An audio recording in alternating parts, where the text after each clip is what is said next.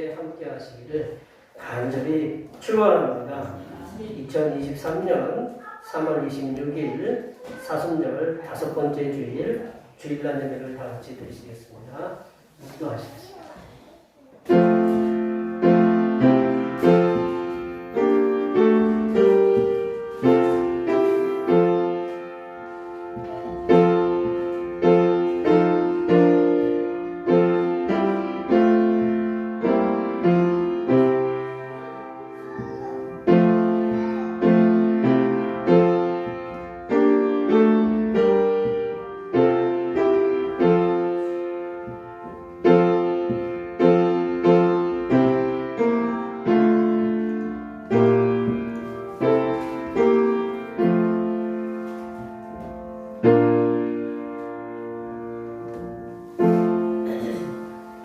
여호와께서 시온의 포로를 돌려보내실 때 우리는 꿈꾸는 것 같았도다. 그때 우리 입에는 웃음이 가득하고 우리 혀에는 찬양이 찼었도다. 그때 문나라 가운데에서 말하기를 여호와께서 그들을 위하여 큰 일을 행하셨다 하였도다. 여호와께서 우리를 위하여 큰 일을 행하셨으니 우리는 기쁘도다. 아멘.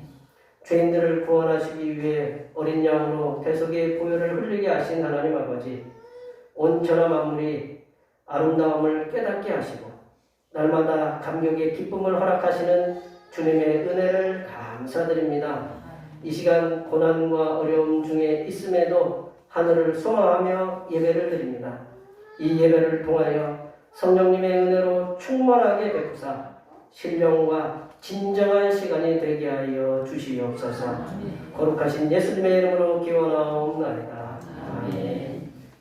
다 같이 일어나셔서 지난 한 주간 동안 우리들이 알게 모르게 되었던 우리의 모든 죄를 한 주에 맞추어서 침묵으로 고백하는 고백 기도를 드리시겠습니다.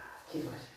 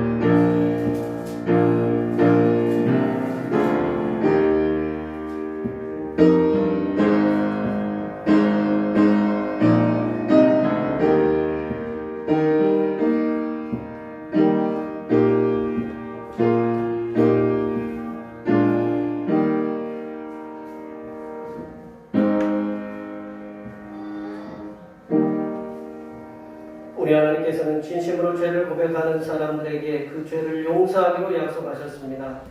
여호와께서 말씀하시되 오라 우리가 서로 변론하자. 너희의 죄와 주홍 같을지라도 능과 같이 여질 것이요 진홍같이 붉을지라도 양털같이 희게 되리라.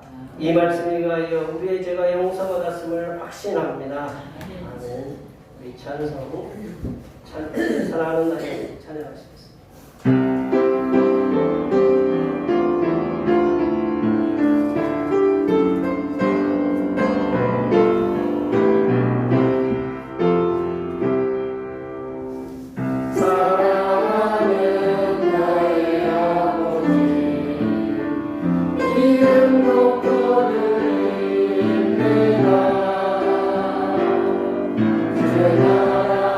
자 속에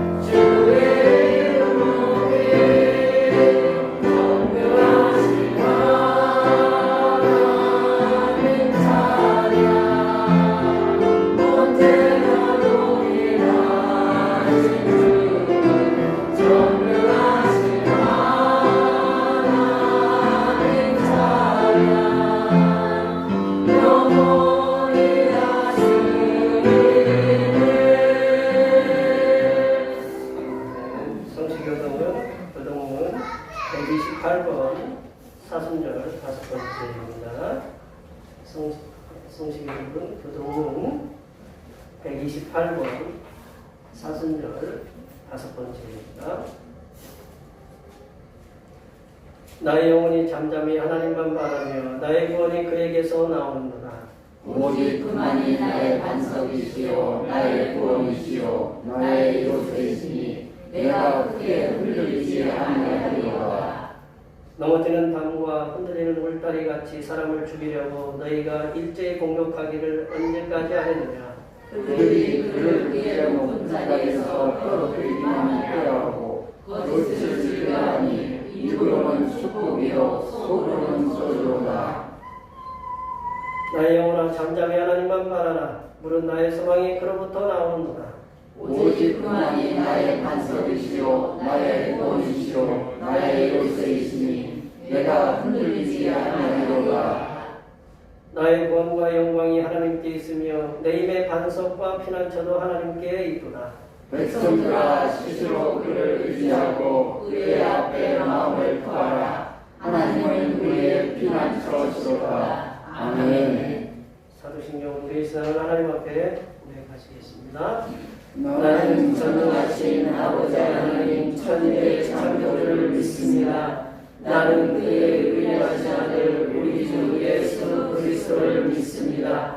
그는 성령으로 잉태되어 동정녀 마리아에서 나시고 본교 빌라도에게 고난을 받아 십자가에 못 박혀 죽으시고 장사된 지 사흘 만에 죽은 자 가운데서 다시 살아나셨으며 하늘에 오르시어 전능하신 아버지 하나님 우편에 앉아 계시다가 거기로부터 살아있는 자와 죽은 자를 심판하러 오십니다. 나는 성령을 믿으며 거룩한 공교회와 성도의 교제와 죄를 용서받는 것과 몸의 부활과 영생을 믿습니다. 아멘. 다 같이 앉으셔서 찬송 22장 하시겠습니다. 찬송 22장입니다. 감사를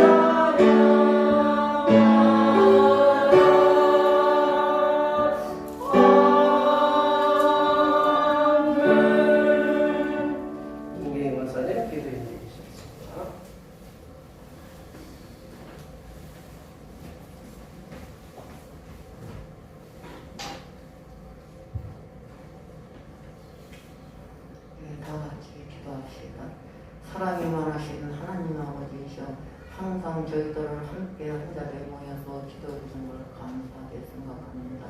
아버지 저희들을 항상 하나님을 가깝게 더 해야 되는데도 더 죄질 때가 많습니다.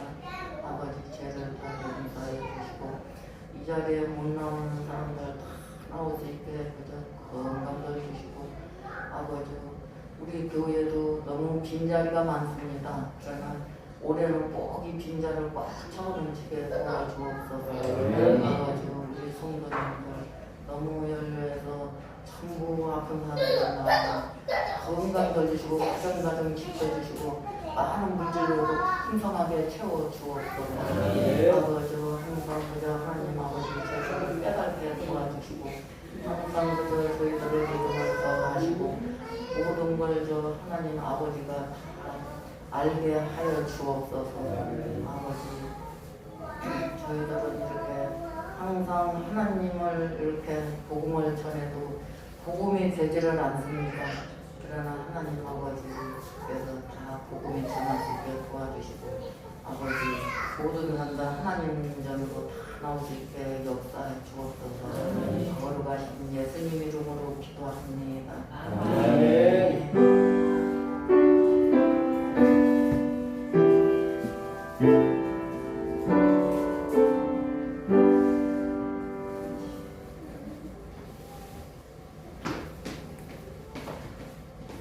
주님께서 가르쳐주신 대로 하시겠습니다. 하늘에 계신 우리 아버지의 이름을 거룩하게 하시며 아버지의 나라가 오게 하시며 아버지의 뜻이 하늘에서 같이 땅에서도 이루어지게 하소서. 오늘 우리에게 일용할 양식을 주시고 우리가 우리에게 잘못한 사람을 용서하여 준 것 같이 우리 죄를 용서하여 주시고 우리를 시험에 빠지지 않게 하시고 악에서 구하소서. 나라와 권능과 영광이 영원히 아버지의 것입니다. 아멘. 오늘 우리에게 주신 하나님의 말씀은 신약성경 요한복음 12장입니다. 요한복음 12장 1절에서 8절 말씀까지입니다. 신약성경 167쪽에 있습니다.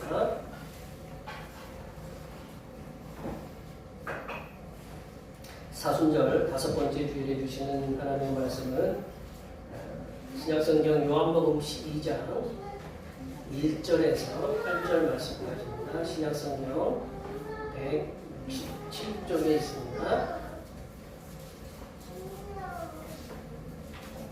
2023년 3월 26일 우리에게 주신 하나님의 말씀은 신약성경 요한복음 12장 1절에서 8절 말씀입니다.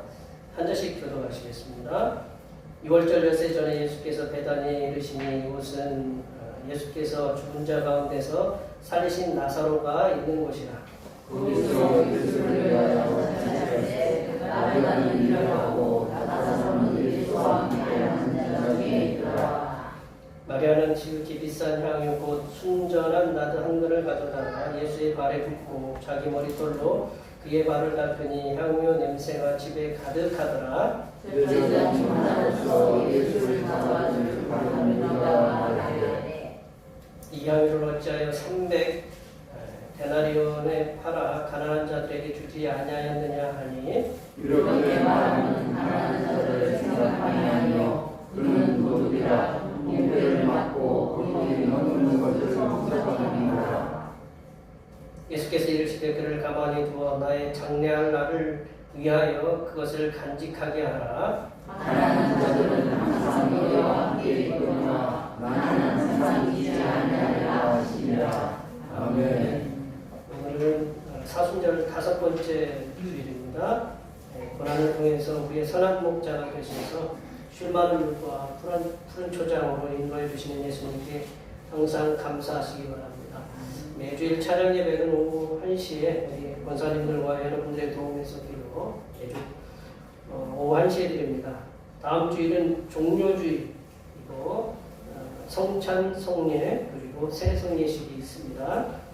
그리고 재직회가 다음 주 찬양 예배 전에, 예배 전에 10시에 있습니다. 우리 재직되시는 분들은 10시에 나오시면 감사하겠고, 우리 3일부터 8일까지가 고난주간인데, 저희 우리 성도님들, 우리 권사님이, 저는 요즘 권사님들, 집사님이 이렇게 기도하는 거 보면, 저보다 설교하는 것보다 차라리 기도 듣는 게 낫다.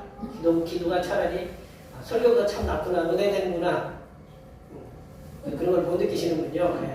저는 설교하고 기도 한 편 딱 듣고 나면, 본전 보고 가셨다, 이렇게 생각돼요. 오늘 권사님 기도한 거, 그만큼 기도에 그 내용이 다 들어있으시죠? 우리 연로하신 분들, 여기 연로하신 분들 많으시죠? 우리 꼬마 2-3살짜리가 있어서, 제가 지난번에도 얘기했지만, 우리 평균 연령을 갖다가 확 줄여가지고, 90세 되신 분이 같이 있어도 2-3살 있으면 46세 되는 것밖에 안 되잖아요. 그죠? 네, 우리 연로하신 분들 많은데, 이게, 우리 고난주간 특별 새벽 기도회 때는 조금 어려울 것 같아서 이번 주는, 이번 고난주간은 그냥 말씀을 제가 제시하고 이게 찬송께서 기록해서 이렇게 드리도록 할 테니까 이번 고난주간은 그렇다고 김 목사가 기도를 안 한다는 게 아니라 저는 나와서 기도를 하는데 오셔서 예배 드릴 분은 오시면 돼요. 오시면 제가 말씀 인도하면 고난주간 새벽 기도가 되는 거니까. 근데 이제 공식적으로 또 나오라고 했는데 또 안 나오면 어느 교회는 사순절부터 시작하잖아요. 2월달부터 특별 새벽 기도 시작해가지고 지금 고난주간 마칠 때까지 하는 교회가 있어요. 교회들이 많아요. 근데 저희들은 그냥 고난주간만 그동안 해왔는데 우리 연로하신 분들이 많으시니까 우리 그동안 다음 4월달에는 그냥 특별 그냥 새벽 기도가 아니고 말씀 묵상하는 주간으로만 보내도록 하겠습니다. 그리고 난예비 후에 점심 공동 식사가 있습니다. 어쩐지 쌀을 더 넣고 싶더라. 무슨 얘기인지 잘 모르겠어요. 우리 교회 식사를 해요. 식사를 하면 이제 식사 준비를 하는데, 그날따라 이렇게 쌀이 더 많이 들어가는 때가 있어요. 그것 때문에 이렇게 그런 거 봐요. 오늘 이렇게 참 여기 막 떨려요. 앞에서 거기서 보시면 모르시지만 여기서 보면 떨리고 갑자기 이게 제분이 아직 적응이 안 돼. 그래서 지금 적응시키느라고 좀 제가 좀 긴장하고 있으니까 좀 이해들 하세요. 이렇게 묻지를 않으시니 더 긴장. 이렇게 한 주간 동안 이렇게 하나님께서 은혜 중에 또 지켜주시고 또 먼 곳에서도 이렇게 예배 함께 이렇게 드리러 오셔서 감사드리고, 지난 한 주간도 세상에 많은 일들이 있고 세계에 보면 여러 가지 어려운 일들이 많이 있는데 이 한 주간도 지난 한 주간도 하나님께서 지켜주셔서 이렇게 감사함으로 이렇게 예배할 수 있도록 이렇게 우리 성도님들 각지에서 저희 서청주에서도 오시고 저쪽 조천내에서도 오시고 시내에서도 오시고 다 오시는데, 이분들 우리 성도님들 이번 한 주간도 주님의 은혜 가운데 직장에서 사업터에서 삶의 현장에서 늘 승리하고 농사일도 주님께서 은혜 중에 잘 주관해달라고, 자녀들 평안하게 그리고 삶의 모든 것들이 건강도 하나님께서 지켜달라고 앞에 옆에 뒤에 계신 분들 많이 축복해 주시기 바랍니다. 축복합니다.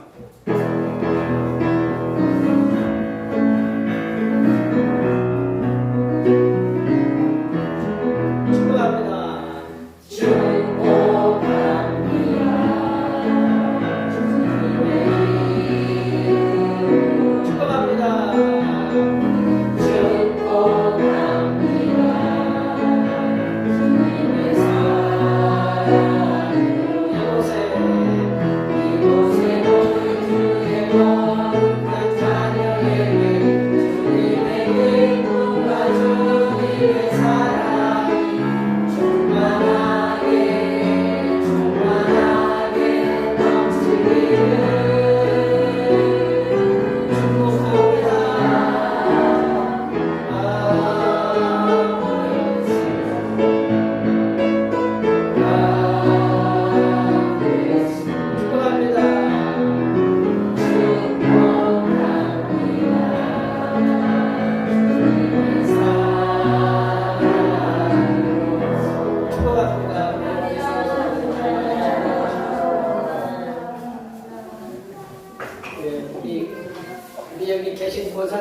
이런 소리가 처음일 거예요, 그죠? 오래전만에 듣는 저희 지금 오늘 예배 전에 개 얘기를 했는데 들어오시다가 개 봤죠, 그죠? 네. 가만히 봤는데 이 개가 목을 자꾸 이렇게 하더라고요, 이렇게 목을 왜 이렇게 하나 이렇게 봤더니 새벽에 여기 와가지고 쫄쫄쫄 쫓아다녀. 그래서 제가 목을 이렇게 끈을 만져봤어요. 끈을 만져봤더니 제가 주인이 아니고 그 옛 주인이 아니죠. 그 주인이 개끝 목을 묶어놨는데 이 끈을 갖다가 이렇게 꽈가지고 한번 꽈가지고 묶어놨어요. 이렇게 꽈가지고 고개. 그러니까 이게 우리가 평평하게 이렇게 묶어줘야 되는데 한번 꽂아 있으니까 얘가 목이 답답하잖아요, 그죠? 네. 그래가지고 제가 이렇게 만져보고 다시 이렇게 해줬거든요. 그랬더니 더 쫓아다니는 것 같아. 예, 자신이 불편한 걸 갖다 이렇게 알아주는 게 쉽지 않아요, 그죠? 예. 어떤 분은 고양이가 물을 먹어야 되는데 주인이 무심해가지고 자꾸 자기가 이제 물 먹고 싶은데 물이 물 나오는 데가 없는 거예요. 고양이 자동으로 물 나오는 거 있잖아요, 그죠? 이제 그게 고장났는데 이 고양이가 이제 물을 먹고 싶어 하는데 주인한테 전달력이 떨어지잖아요. 그래서 자꾸 이제 뭐 표현이라도 안 돼가지고 세면기 앞에서 이렇게 딱 앉아 있었더래. 그래서 왜 앉아 있나 싶었더니 물 나오는 게 고장이 나가지고, 예. 그래서 물을 달라고. 그래서 우리 거기에 보면 불 틀어지니까, 예. 그래서 말 못하는 짐승도 참 똑똑해요, 그죠? 예. 그러니까 표현을 하셔야 돼, 아셨죠? 어디 가서 불편하고 어려우면 표현하셔서 그 표현을 통해서 공감대를 이루도록. 설교 시간에 처음부터 얘기를 했는데 전기 개 때문에. 네. 오늘 너무 좋아하시는 거예요. 네, 그죠. 안 좋으세요? 좋죠. 예, 얼굴들이 다 그냥 기쁨에 가득하세요. 이가 많이 보이시고 찬양을 하는데 뻐긋뻐긋하니까 빨리 말씀 주세요. 뭐 이렇게 그러시는 것 같아가지고 자 오늘 말씀이 이제 제목이 뭐냐면 누가 참 제자인가 라는 그런 말씀인데. 제자라는 거는 스승이 있어야 되잖아요. 스승이 있어야 되는데 보통 제자는 스승의 말 그리고 행동 그 스승의 삶의 전반적인 부분을 배워서 그대로 이렇게 삶으로 옮기는 자들을 이렇게 가르쳐요. 제자는 스승이 가지고 있는 말과 행동 그런 마음가짐 그런 걸 뭐라고 하냐면 어려운 말을 뭐라고 하냐면 영성이라고 해요. 영성이라는 게 조금 어렵게 얘기해서 영성인데 스승이 가지고 있던 그 말, 행동, 삶을 그대로 이렇게 실천하는 것 그런 걸 영성이라고 이렇게 얘기하는 거거든요. 참 제자는 스승의 삶을 세상 사람들에게 정확하게 보여주는 제자들은 제자한테 누구한테 배웠다 그러면 그 스승의 그 모습이 보여야 되거든요. 그래서 그 참 제자는 스승의 삶을 세상 사람들에게 정확하게 보여주는 그 제자인데요. 오늘 본문의 말 제목에 굳이 참제자라고 제목을 붙인 거는 뭐가 있다는 얘기예요? 참 기름이 있으면 뭐 들기름이 있는데 참 제자는 거짓 제자가 있다는 얘기죠, 그렇죠? 거짓 제자가 있다는 얘기죠. 참 제자의 반대편에 있는 거짓 제자가 있기 때문에 오늘 참 제자로 이렇게 제목을 잡았습니다. 사도 요한은 오늘 본문 말씀을 가만히 들여다보시면. 본문 말씀의 시점을 정확하게 말씀하고 있어요. 그리고 장소를 정확하게 명확하게 제시를 하고 있고 그리고 인물들 거기에 오늘 본문에 등장하는 인물들에 대해서 정확하게 말씀하고 있어요. 그리고 왜 그 사람들이 그 시간에 그 장소에 있었는지에 대해서 그 일어난 사건에 대한 분명한 해석을 하고 있다. 오늘 1절부터 8절 말씀이요. 오늘 사도 요한은 오늘 본문 사건이 일어난 시간에 대해서 1절 말씀에 보면 예수님의 십자가에 달리기 전 6월절 엿새전이라고 이렇게 말씀하고 있어요. 6월절 엿새전. 6월절 엿새전은 예수님께서 십자가에 달리시기 엿새전 6일 전에 있었던 일이다라는 거죠. 그러니까 아직 예수님이 예루살렘 성에 들어가지 않았다라는 거죠. 사도 요한은 예수님께서 6월절 어린 양이 되셔서 죄인들을 위해서 십자가에 못 박혀 돌아가시는 그 날을 기준으로 말씀을 전개하고 있다. 그 시간이요. 그리고 장소는 어디냐? 베다니다. 이 베다니는 18장에 의하면 요한복음 11장 18절에 의하면 예루살렘에서 가깝기가 5리 정도 된다. 여기서 2km 정도 되면 어디 정도 될까요? 예, 우리 뭐 여기 눈골을 조금 더 지나서 얘기했죠. 24시 목욕탕? 예, 그 정도 거리가 된다라는 거죠. 24시 목욕탕 모르시면 예, 여쭤보세요. 하셨죠? 예. 여기서 그 정도 거리밖에 되지 않는다라는 거죠. 그게 예루살렘과 베다니는 가깝다라는 거죠. 그러니까 뭔 일이 있으면 예루살렘에 손님들이 많이 올 수 있다라는 그런 얘기가 되거든요. 베다니는 또한 예수님의 친구인 나사로가 살아난 그래서 많은 사람들이 예수님을 믿었던 곳이기도 하다는 거죠. 우리 11장 45절에 보면 예수님을 많이 믿었다라고 이렇게 나오거든요. 또 예수님의 친구 나사로가 살아난 베다니는 예수님을 대적하는 유대 종교 지도자들이 예수님을 많은 사람들의 희생양으로 한 사람이 많은 사람을 위해서 죽는 게 그게 나라를 구하는 일이다. 그 11장 48절에 11장 50절에 그렇게 그 음모가 예수님을 죽이려는 그런 음모가 구체적으로 계획된 곳이 어디냐면 베다니였다.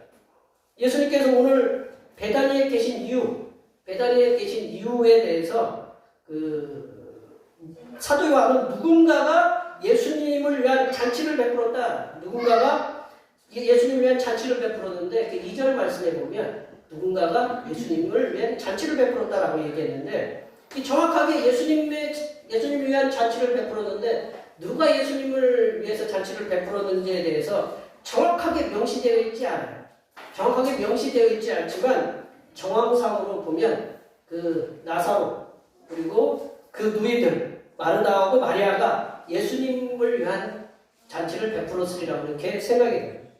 이 잔치자리에 있던 사람들을 통해서 오늘 이 잔치자리에 있던 사람들을 통해서 예수님을 위한 참제자가 누구인가? 그리고 참제자인 그가 어떤 행동을 했길래 예수님이 참제자라고 이렇게 말씀을 했는지, 그리고 거짓 제자가 누구인가? 그리고 그가 어떤 행동을 했는지에 대해서 말씀을 함께 나눠보도록 하겠습니다.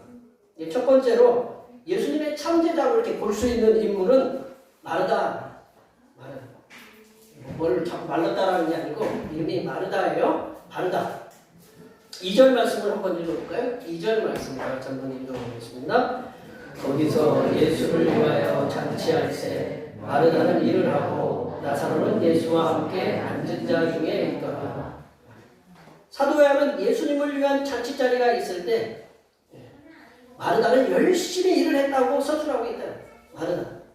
마르다는 누가복음 10장 40절에 의하면 마르다는 준비하는 일이 많아서 마음이 분주했다라는 표현이 누가복음 10장 40절에 나와요. 이런 표현을 보면 예수님을 섬길 때 이 마르다는 주로 몸의 바쁜 움직임을 통해서 섬겼다라는 거죠. 우리도 보면 입이 바쁜 분들하고 뭐 이 잔치가 있으면 입이 바쁜 분하고 몸이 바쁜 분하고 따로 있죠, 그죠? 이렇게 고개 끄덕이는 분은 둘 중에 하나겠죠, 그죠? 그게 몸이 바쁜 분이 있어요. 그게 누구냐? 이 마르다가 몸이 바빠요.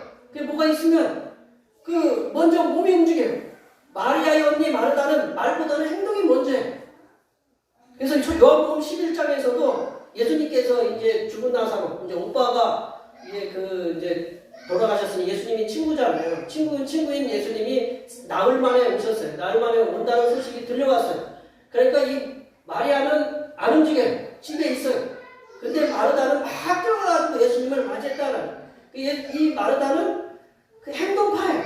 쉽게 얘기하면 그게 먼저 달려나가서 요한복음 11장 20절에 보면 예수님을 달려나가 맞이했다는 거죠. 그러니까 마르다는 예수님을 맞이하는데 몸으로 열심히 했어요. 그리고 예수님의 필요를 채우는데 행동하는 그런 행동가였다는 거죠. 그리고 마르다는 예수님의 사역에 어떤 것이 필요한가, 그 필요한 것이 무엇이 필요한 것인지를 관찰하는 그런 관찰가였다라고 이렇게 볼 수 있어요.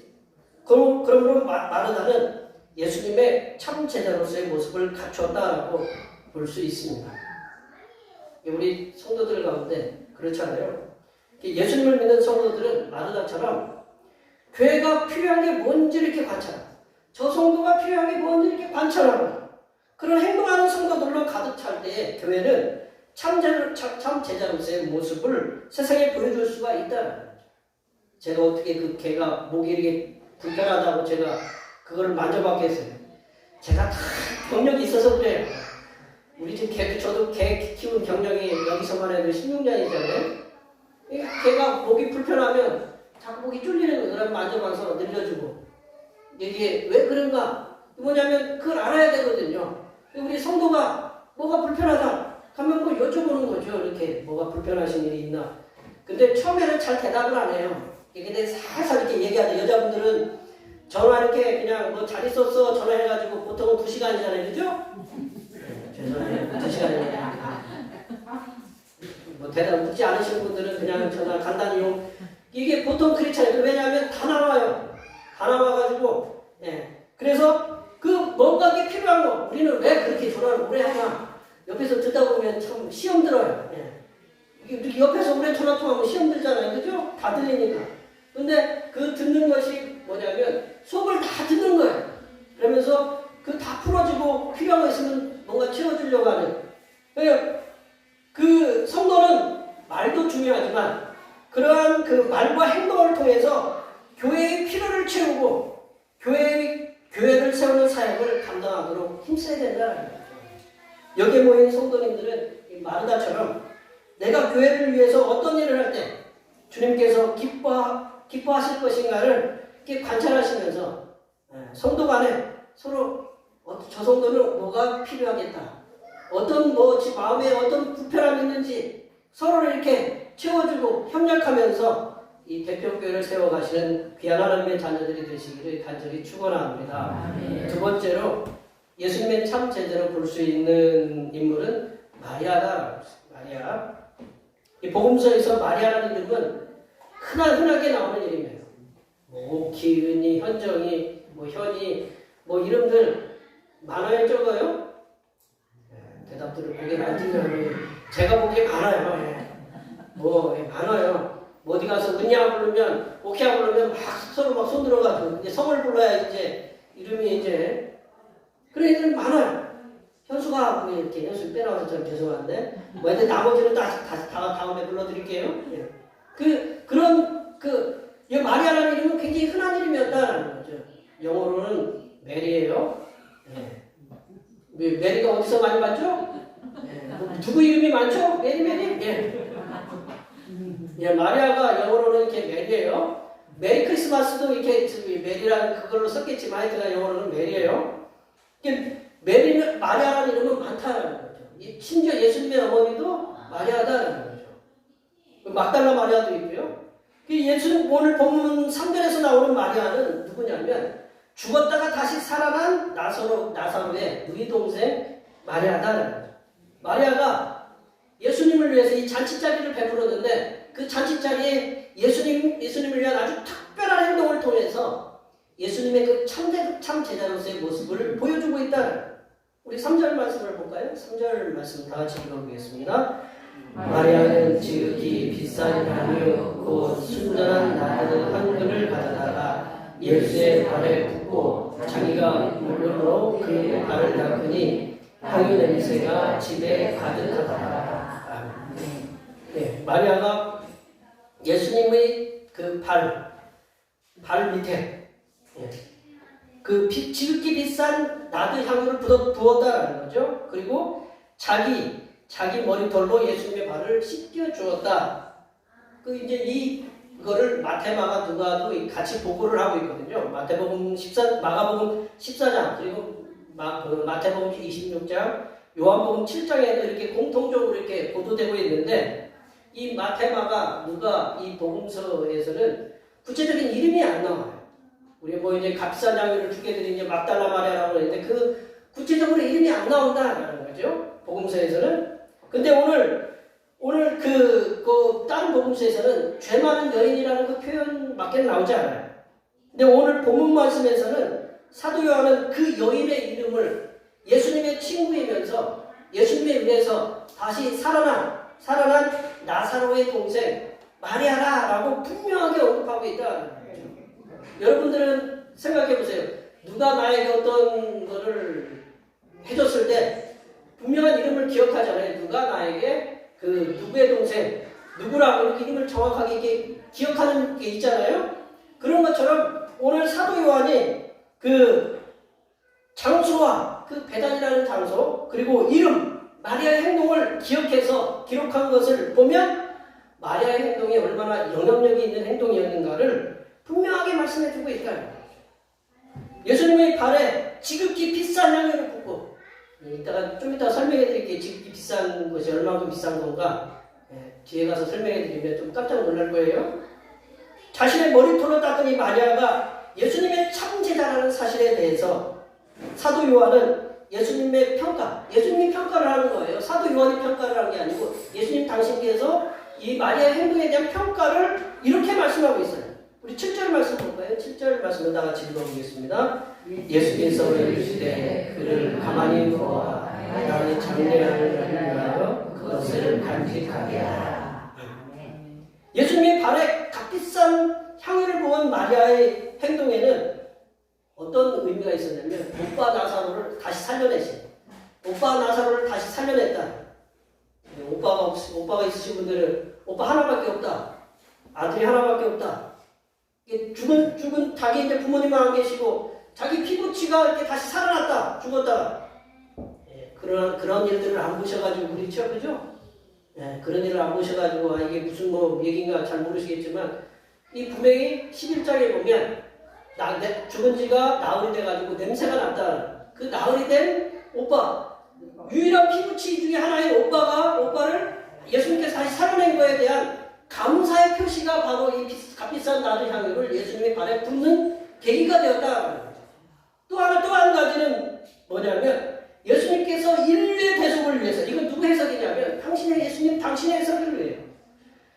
예수님께서 인류의 대속을 위해서 당신을 십자가에 내어주심에 대한 장례를 준비한다. 보통 살아있는 사람에게는 향유를 안 붓거든요. 죽은 사람에게 향유를 붓거든요. 그러니까 예수님 당신은 벌써 나의 장례를 미리 준비하고 있다라고 그렇게 감사하고 있는 거죠. 그 준비하는 헌신의 모습이 이 마리아가 예수님에게 그 비싼 향유를 붓는 그곳에 감사와 함께 예수님에 대한 헌신, 장례를 미리 준비하는 그 헌신이 들어있다. 마리아의 감사의 표시 그리고 헌신의 표시인 이 향유는 아마도 자신의 전 재산을 다 들여서 산 것일 수 있다. 아니면 이분이 결혼 아직 안 한 걸로 이렇게 보여요. 아니면 결혼했다가 이제 남편이 홀로 된 그런 분일 수도 있다라고 학자들이 얘기해요. 그래서 자신이 결혼을 위해서 모아놓은 그러한 돈을 예수님을 위해서 다 헌신한 것일 수가 있다. 예수님에 대한 감사와 헌신의 표현을 자신이 가지고 있는 것을 다 드린 마리아는 예수님의 참제자라고 볼 수 있다. 예수님의 참제자는 우리를 구원하시기 위해서 당신의 몸을 십자가에 내어주신 예수님을 위해서 즐거이 자신의 가장 소중하고 가치 있는 것을 바칠 수가 있어야 된다. 저는 가끔 우리 딸아이한테 그런 얘기를 해요. 너는 아빠한테는 잘못해도 엄마한테는 잘하라. 왜냐면 제가 그 과정을 다 봤잖아요. 뭐 듣고 있겠지만 우리 여성분들은 임신 중독증이라는 게 있잖아요, 그죠? 그래서 중독이 있죠, 그죠? 그거 있으면 이제 애 낳는 게 쉬워요, 어려워요? 남자들은 잘 몰라요. 저도 잘 모르기 때문에 그나마 둘 더 낳잖아요, 그죠? 우리 큰애만 낳는 것도 위험하다고 그랬어요. 근데 제가 잘 모르고 그냥 둘 더 낳았어요, 그죠? 그래서 제가 딸한테 너는 아빠한테는 잘못해도 네 엄마한테는 잘해라. 커가면서 병원을 가다가 자기 집처럼 들락날락거리으니 그 감사하라고 그런 표현을 그렇게 하거든요. 근데 이제 월급 받는 자녀들이 있으면 이제 어버이날 들어오죠, 그죠? 부모님 생일 돌아오면 이제 뭘로 드리는 게 제일 나아요? 그렇죠, 아이고, 제가 아주 정확하게 얘기하시네요. 제일 좋은 게 현금이에요. 꽃 사다 주면 꽃은 뭐 어떻게 돼요? 그러면 시들어요. 뭐 선물 사다 주면 그 선물 그거 갖고 늘 옷도 매일 입고 다닐 수가 없잖아요, 그죠? 현금 딱 들으면 내가 쓰고 싶은 데 쓰잖아요, 그죠? 만약에 있으면 손주 뭐 하다가 손주도 줄 수 있는 거고 그런 거잖아요. 우리가 감사의 표시를 해야 되잖아요. 우리가 예수님이 나를 위해서 그 돌아가셨다. 이 마리아가 오빠의 다시 살아남에 대한 감사. 그리고 예수님의 장사를 위해서 비싼 향유를 바쳤던 그런 모습을 통해서 예수님의 참 제자가 됐던 것처럼 우리들도 예수님이 우리를 사랑한다라는 거죠. 사랑을 갖다 이게 말로만 예수님 사랑해요. 네, 사랑해요. 이 말로만 립서비스로 이렇게 끝나면 그냥 예수님도 그냥 그래 고맙다 하고 립서비스로 끝나실 거예요 아마. 근데 예수님한테 뭔가 이렇게 드리면 그러면 이제 예수님도 받아 드신 게 있잖아요, 그죠? 드시면 뭐 받아 먹으면 어떻게 해요? 예, 뭔가 나오겠죠, 그죠? 예. 예수님의 사랑에 대한 우리가 감사의 고백이 있어야 된다는 거예요. 그리고 예수님을 위해 헌신하겠다는 다짐을 우리는 부모님에게 감사의 표시로 물질을 드리는 것처럼 우리도 뭔가 주님한테 표시를 해야 된다. 물질로 표시를 해야 된다는 거죠. 그것이 예수님의 참 제자로서의 삶의 모습을 기억하는 것임을 믿으시기 바랍니다. 세 번째로 거짓 제자인 돈꾀를 맡은 회계인 가룟 유다가 거짓 제자다. 거짓 제자. 참제자인 사람은 이제 마르다와 마리아라고 우리가 이렇게 살펴봤고 거짓 제자는 그 회계인 가룟 유다라고 이렇게 볼 수 있어요. 4절 5절 말씀을 우리가 다 같이 한번 읽어보겠습니다. 4절 5절 말씀입니다. 제자 중 하나로서 예수를 잡아줄 가룟 유다가 말하되 이 향유를 거짓하여 300데나리온에 팔아 가난한 자들에게 주지 아니하느냐 하니. 예나 지금이나 그 모임이나 단체에 돈을 관리하는 사람은 누가 돈을 관리하죠? 제일 믿을 만한 사람이 관리를 하죠. 옛날에는 그런 사람들 많잖아요. 개 해가지고 개돈 옷 하신 분들 그래가지고 이게 많이 힘들어하시는 분들이 주변에 많이 있잖아요, 그죠?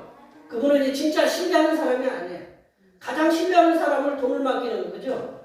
뭐가 보증이 없잖아요, 이 개는. 근데 그럼에도 불구하고 맡기는 건 뭐냐면 가장 신뢰했기 때문에 맡긴다라는 거죠. 이 가룟 유다가 회계를 맡았다는 거예요. 12제자 중에 회계를 맡았다는 것은 가장 신뢰를 받는 그런 제자라고 이렇게 볼 수가 있어요. 그렇게 신뢰받는 사람인 가룟 유다에 대해서 이 사도 요한은 오늘 본문 말씀에서 분명하게 가룟 유다가 어떤 사람인가에 대해서 표현하고 있다는 거예요.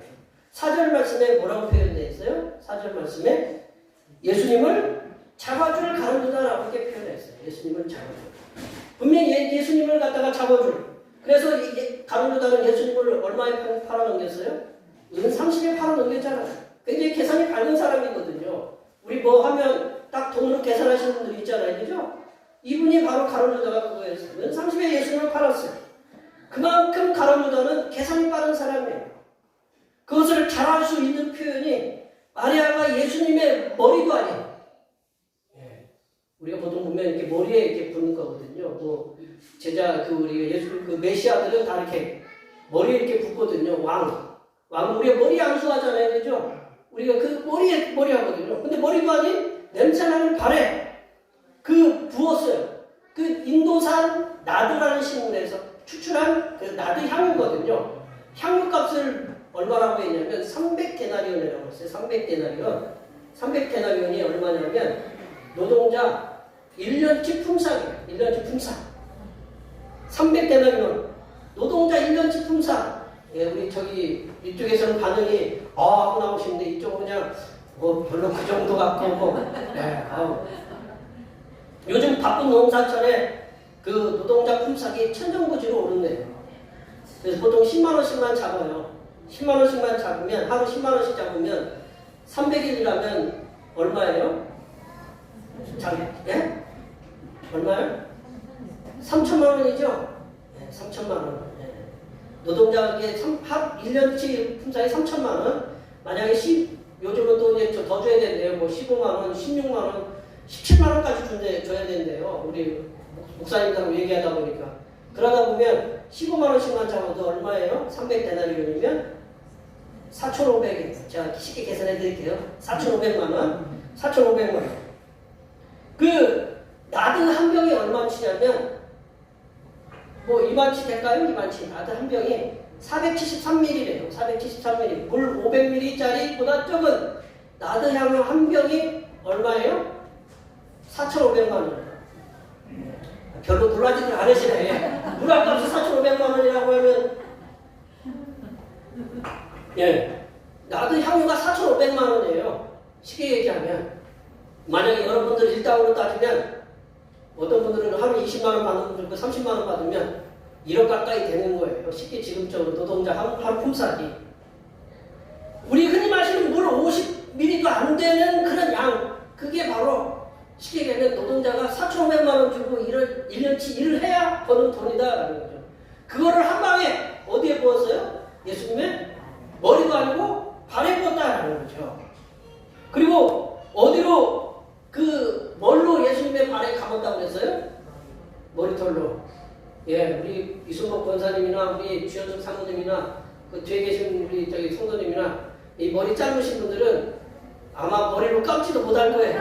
한번 생각해 보세요. 한번 우리 딱 아들내미 귀한 발이라고 머리를 이렇게 감아줘서 보세요. 어디까지 다 해야 되나? 머리가 많이 길었겠죠? 길었는데 머리로 감으려면 뭐가 닿았을까요? 머리가 어디에 닿았을까요? 코가 어디에 닿았을까요? 발에 닿겠죠? 여러분들 자식 아무리 귀해도 발에 닿아가면서까지 머리 감겨주세요? 코 냄새 맡으면서 아우 이게 흥이 내라 아우 좋아라 뭐 그러면서 이렇게 같은 자식 이렇게 감아주세요? 예수님이 마리아가 예수님을 그렇게 감겼다라는 거예요. 자기 머리로 감기려면 이렇게 감기지는 못할 거 아니에요. 이렇게 감기셨을 거 아니에요. 그죠? 현실적으로 좀 이해가 되고 우리 여성분들은 좀 이해가 되죠? 네. 4,500만 원어치의 그 돈을 그 한 방에 그냥 다리에 그냥 보스 냄새나는 발에 그게 이 가룟유다에게는 굉장히 못마땅한 거예요. 한번 계산이 뜨잖아요. 저 4,500만 원. 그러면 그 4,500만 원을 돈을 차라리 가난한 자들에게, 그럼 나오죠. 가난한 자들에게 그걸 팔아가지고 가난한 자들에게 나눠줬으면 더 큰 칭찬을 받을 수 있었다라는 그런 얘기를 하고 있는 거예요. 그 당시에 6월절 저녁에는요, 가난한 자들에게 선물을 주는 것이 유대인의 관례였어요. 이치적으로 보면 가룟유다의 정확한 계산과 판단이 맞는 거예요. 비싼 향유를 팔아서 수많은 가난한 자들에게 나눠준다면 칭찬을 받을 수 있는 행동이었기 때문이다. 그런데 사도 요한은 가룟유다의 이런 행동과 그 발언에 대해서 그 진위를, 그 사람이 말하는 그 진위에 대해서 6절에서 이렇게 말씀하고 있어요. 우리 6절 말씀을 읽어볼까요? 6절입니다. 이렇게 말하는 가난한 자들을 생각하면 그는 도둑이라 동대를 맞고 독이 넘는 것을 훔쳐갑니다. 이 사도 요한은 딱 이 가룟유다의 마음을 정확하게 알고 있었다라는 거죠. 마리아가 예수님의 발에 부은 나드는 엄청난 돈이었고 그 돈에 대해서 회개에 빠진 가룟유다는 그 돈을 세탁한다는 거 아시죠?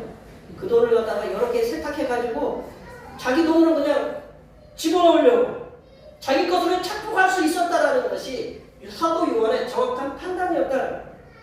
이것을 볼 때 가룟유다는 권모술수에 능한 거짓 제자다. 사도 요한은 이미 가룟유다가 거짓 제자라는 사실에 대해서 우리 6절 말씀 도둑이라는 그런 표현을 통해서 말씀하고 있어요. 도둑. 가룟유다는 제자로서의 예수님을 쫓아드는 것이 권력 그리고 돈이라는 이 두 마리 토끼를 잡을 수 있겠다라는 계산에 의해서 그 예수님을 쫓았다라고 볼 수 있어요.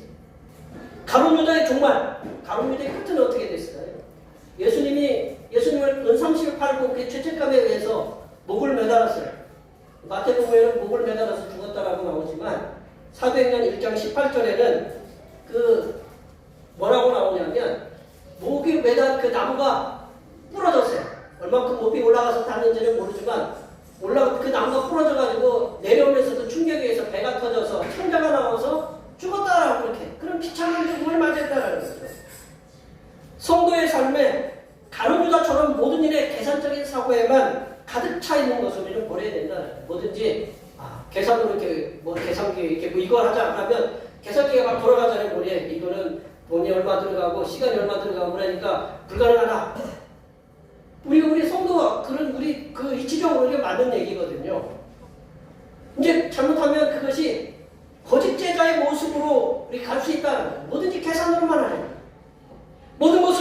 시각하고 돈으로 맞추려는 계산적인 사고는 언제나 가론유다처럼 예수님을 돈으로 팔 수 있다라고 이렇게 그런 생각을 우리가 가져야 된다. 돈이 되지 않으면 교회도 직분도 팽개쳐버리는 그런 어리석고 무식한 거짓 제자의 삶의 모습들이 우리 속에는 없는가? 우리 있으면 우리가 버려야 된다는 거죠. 우리들의 마음과 생각 속에서 지워버리는 그런 삶을 살도록 힘써야 된다. 우리 말씀을 정리해 보면요, 교회 속에서 마르다처럼 교회를 위해서 행동하는 참 제자가 있어야 됩니다. 그리고 마리아처럼 성삼일체 하나님의 사랑에 감사해서 자신의 소중한 것을 기꺼이 내어놓을 수 있는 그런 참 제자도 있어야 됩니다.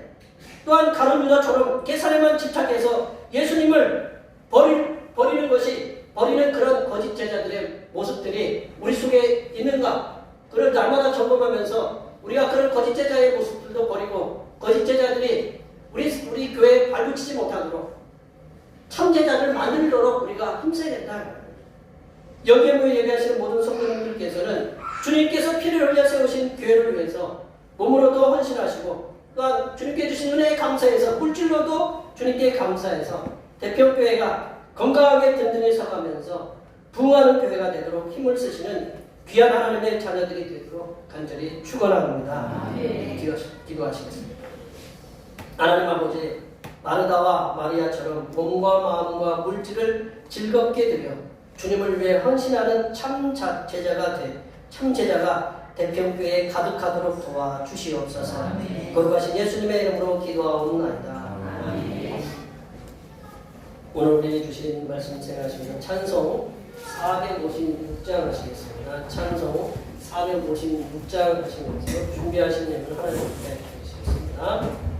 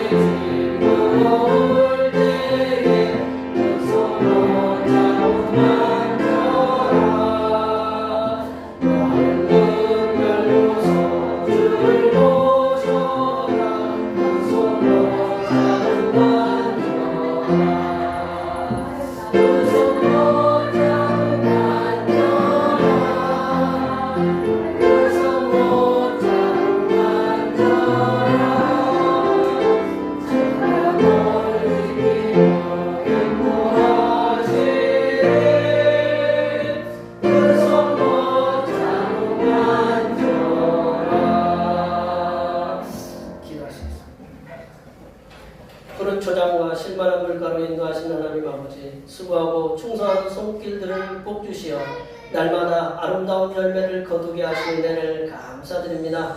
새 생명의 싱그러움으로 산과 들에 활기를 주시는 하나님의 놀라우신 창조의 손길에 감사하여 오늘 마음과 정성을 다하여 준비한 예물을 드립니다. 기쁘게 흠양하여 주시옵소서. 하나님 아버지, 어려움 중에도 불평하지 않고 주님께서 허락하신 일 더해서 열심히 수고하여 얻은 소득의 열의 하나를 드립니다. 주님께 드린 이 귀한 예물을 통하여 지금 겪고 있는 어려움들이 회복되게 하시고 물질의 복도 충만하게 부어주시사 가정에서 쓰고도 남으며 어려운 이웃들을 위해서도 도울 수 있을 만큼의 넉넉하고 충만한 은혜를 부어 주시옵소서. 하나님 아버지, 범사에 감사하는 말씀에 순종하여 감사의 예물을 드립니다. 오늘도 주님께서 주신 은혜 속에 주님 앞에 나와 예배할 수 있도록 인도해 주심에 감사하여 감사의 예물을 드립니다.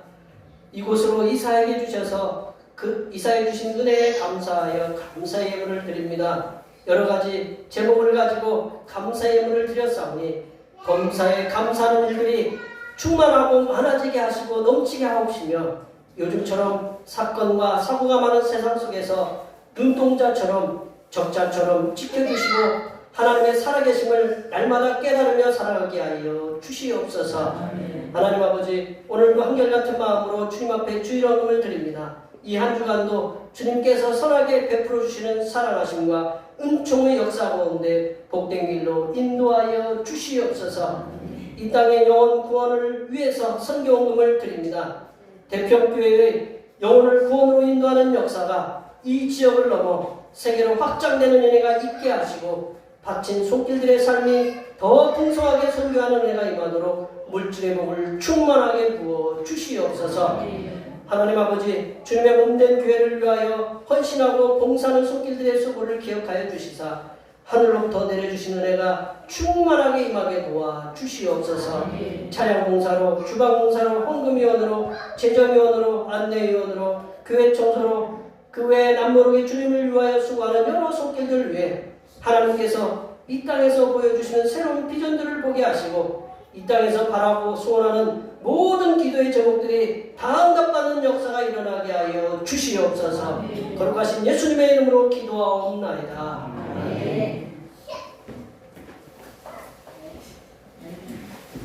다 같이 일어나셔서 사명선언문 제청하시겠습니다. 대평교회 사명선언문.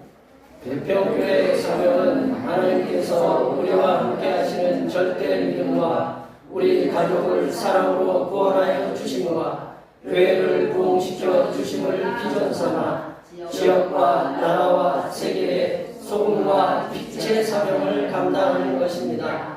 믿음으로 하나님을 기쁘시게. 아멘. 거룩한 삶 구호 제청하시겠습니다.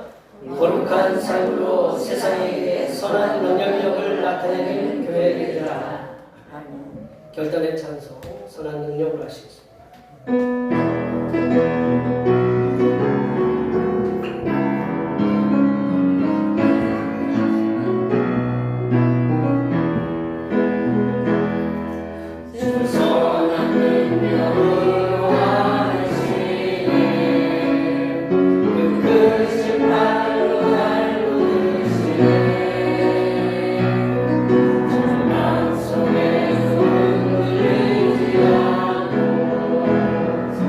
사랑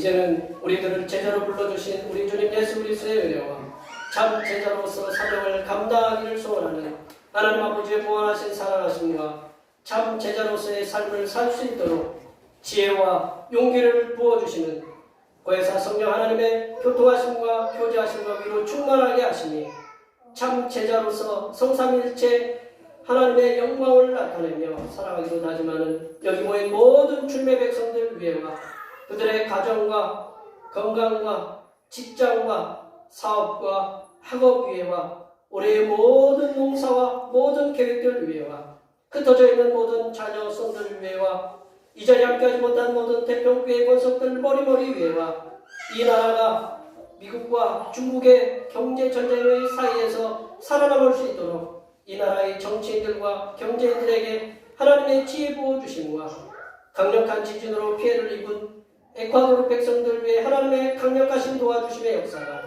이제로부터 영원토록 함께하옵시기를 간절히 축원하옵나이다. 아멘.